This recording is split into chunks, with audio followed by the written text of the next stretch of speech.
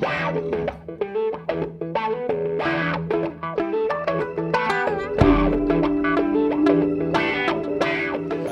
Monsieur le ministre, vous leur avez dit tout à l'heure que ça allait représenter beaucoup d'emplois dans les années qui viennent, ces métiers de l'animation, du sport. Est-ce que vous êtes un peu plus précis et en quoi vous êtes si confiant?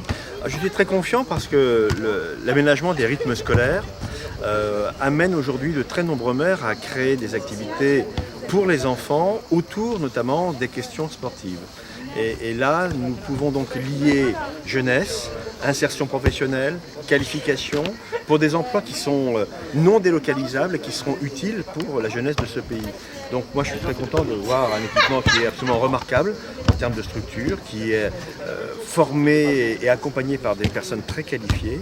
Et donc ce sont des jeunes qui ont de nouvelles perspectives et des jeunes qui sont essentiellement issus des quartiers prioritaires de la ville, donc des jeunes qui ont plus de difficultés que d'autres. Et je pense que le rôle de l'État, le rôle des collectivités, le rôle aussi du patronat local, que je tiens à féliciter, c'est de donner plus d'opportunités à ces jeunes qui peut-être seraient sans cela en grande perdition. Ça coûte combien une école de la seconde chance comme ça par an?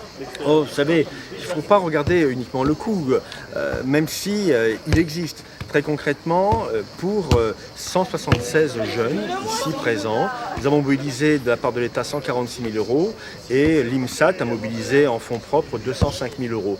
Certains diront mais c'est beaucoup d'argent. Mais vous savez, ramener à chaque jeune une formation qualifiante qui lui assure quasiment un emploi derrière, et donc c'est peut-être du chômage en moins, ce sera même sûrement du chômage en moins, et peut-être des jeunes qui ne demanderont pas le RSA à 25 ans. C'est donc pour moi un investissement d'avenir. Entre 1 million et 2 millions d'euros de coûts de fonctionnement par an, c'est à peu près ça? Globalement, au niveau national, nous avons aujourd'hui mobilisé 1 million d'euros pour 2016 et nous allons augmenter cette somme pour 2017 parce que c'est un succès qui est évident.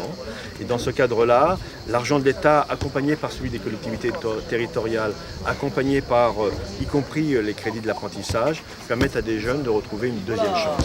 Et ce sont des jeunes qui, sans nous, disons-le très simplement, eh bien, seraient peut-être des jeunes en grande difficulté, en perdition, je crois que ce n'est pas un mot trop fort, et qui seraient à la charge d'une société qui ne comprendrait pas qu'on ne leur fasse pas la place. Merci beaucoup.